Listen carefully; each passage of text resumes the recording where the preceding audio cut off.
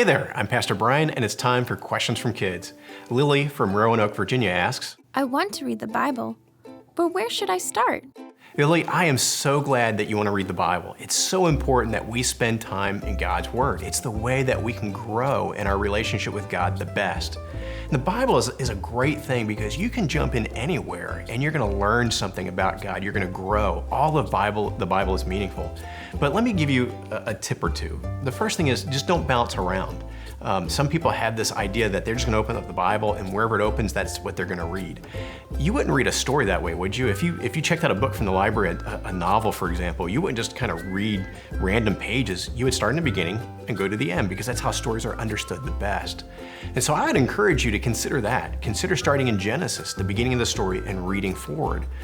But short of that, if you don't want to do that, it would be good to read a book in its entirety. So I always recommend the book of John, the Gospel of John. It's a great gospel that talks about the story of Jesus, of course. Start from John chapter 1 and just read to the end. Read a little bit at a time. It's not a matter of quantity, it's a matter of quality. Take your time. If you don't understand something, stop, go back and read it again, or look up words you don't understand. The key here is not to read words on the paper, it's to let this book read you and your heart, and for you to grow in your understanding of God. So take your time.